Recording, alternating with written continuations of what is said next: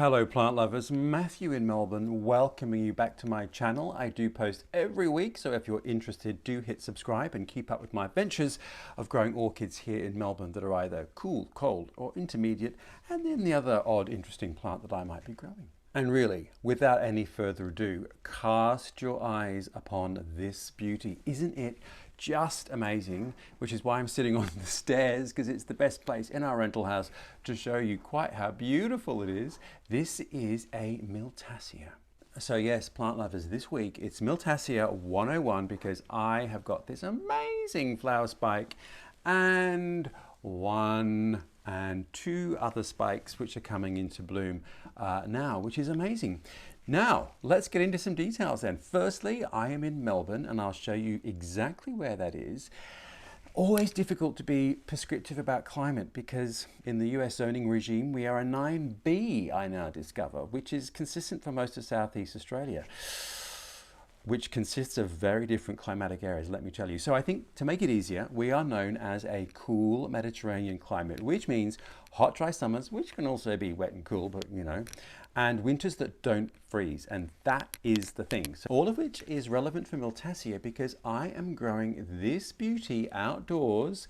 It is sheltered from the weather, but it is outdoors in all climatic conditions. So that is my bag. They either grow outdoors or indoors, or get out of the pool. No special equipment, greenhouses, heat mats, grow lights, whatever. So this baby has done very well outside all year, under cover, under protection, but nonetheless in the cold of winter of Melbourne. And look, it is now late autumn and we've got 3 flower spikes.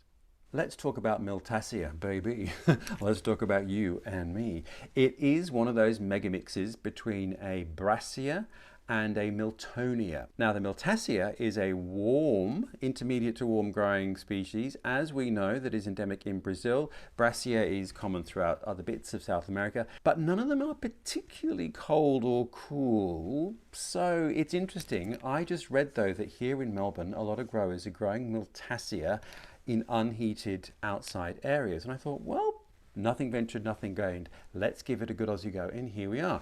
The plant is very vigorous and it is managed. So the name of that game then is always just investigate what is going on in your area and ask other growers what they might be growing. So that's my climate. This plant is outdoors and it is done very well and flowered for me. That's a bit of the birth story of Miltassia. As you can see, the flowers are extraordinary and you can certainly see the Miltonia element of it and then the Brassia element of it with these beautiful sort of spidery, spiky bits around the side here. But the lip is just amazing. Look at that, those sort of asymmetrical speckles. I love this color palette of sort of lilac and purple. It's just stunning with that incredible yellow center there. So the flowers are stunning. They are huge. It's a long spike, as you can see, and these have been open for actually a couple of weeks. I was waiting to make the video to see if the others would open up, but they're still probably a week or so away. So make hay while the sun shines, I say. So climate-wise, I think do your research. I've managed to go outdoors here, but it might be a little cool, sensitive wherever you are. So just see how other people are growing it. But my experience has been that it's quite tough. If you are somewhere that does freeze, then I would be growing it indoors and I would give it fairly similar treatment to any other Oncidium. So a little bit of gentle morning light if you can give it, and then dappled protective light for the rest of the day.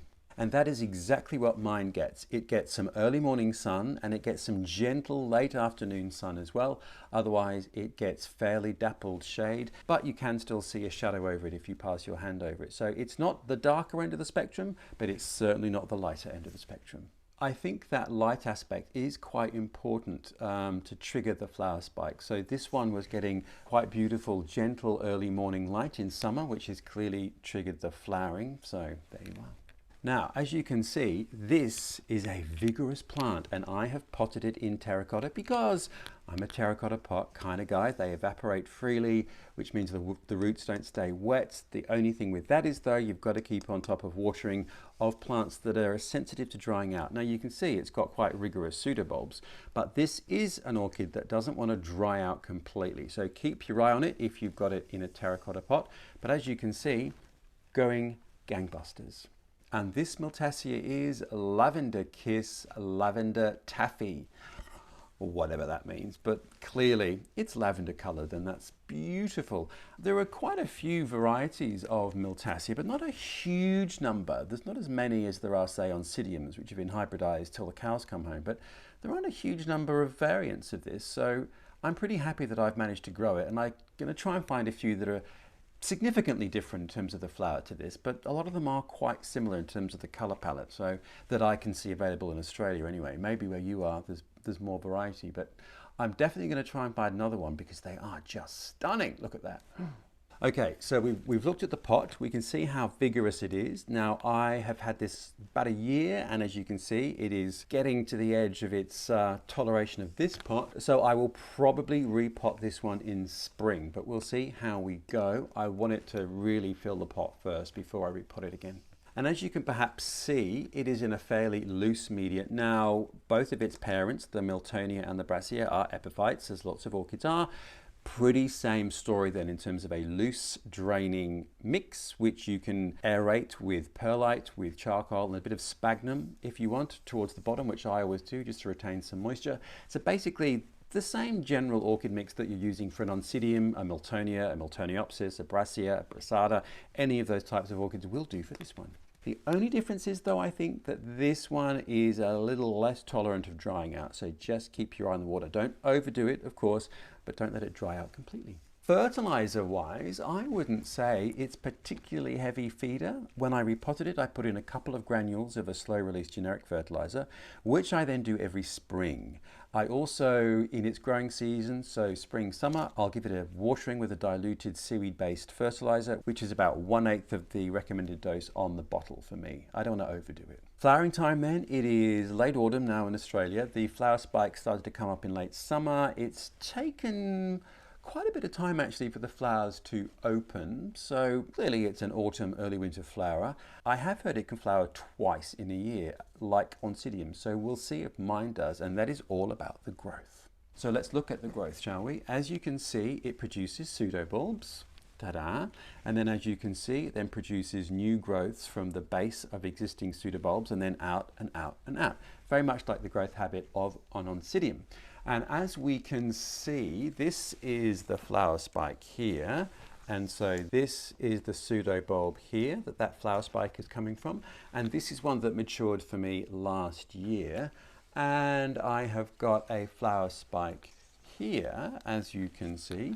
And this one is from a much fresher juvenile flower spike, so that's interesting. Generally, I would imagine though that they're going to flower from new growths, and as you can see from this one, it's not quite mature yet. So you can get 2 flushes of growth a year, ergo you could get 2 flowering seasons, which I would imagine would be spring and autumn. But let's see how I go. I think I've got, so this is a shoot here that is matured from this season's growth that doesn't have a spike. This one does have a spike, so it's a free-for-all of them. I mean, look at the size of the plant. Good heavens. Anyway, so we'll see how we go with those new growths and the flowers next season, which will be in spring.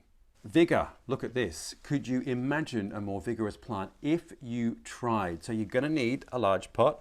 You're going to need space for this, and you can see the reach of the stem is quite extraordinary. So I think if you're growing this, you just need to be aware of the space Miltassias can take up, quite a lot. But it's also a relatively fast grower. So I would say this is one of the orchid types that you could have a go at from seed, because I think it's going to mature and flower fairly quickly, I would say within a couple of years. So that is, as we know, a cheap way of growing, pardon the pun, your orchid collection. We've done temperature, generally described as intermediate, though I am definitely on the cool end of that spectrum. Its ancestors are epiphytes, so it needs a loose draining mix that is aerated, that doesn't dry out. There we go, plant lovers, Miltassia Lavender Kiss, Lavender Taffy. It is the most stunning thing. The flowers are absolutely beautiful, and they do have a very light lilac fragrance, strangely enough, even though it's called lavender, but it does smell a little bit lilac-y. It's certainly not a heady fragrance. You'd really need to get into it. So it's not one of those orchids that you're going to go, wow, what is that fragrance? It's very low-key, but very beautiful. Look at the size of those flowers compared to my hand. So there we are. Once the other 2 spikes have opened, it's going to be quite amazing. Well, there we are, plant lovers, Miltassia very easy going. I have just left this outside in its dappled spot, getting morning light and not much else. I haven't really focused on it. The flower spikes surprised me. I was very excited to see them, so there you are. Not difficult, I reckon. Easy to grow indoors, easy to grow outdoors if you're in a climate that doesn't freeze and you give it the right amount of protection from rain, which is very important. Otherwise, fairly low maintenance. The only problem is it's a big baby and it grows rapidly. Anyway, there we are, plant lovers. Thank you for watching. Do subscribe if you feel inclined. I hope wherever you are all is well, and I look forward to next week's adventures with who knows what. See you then.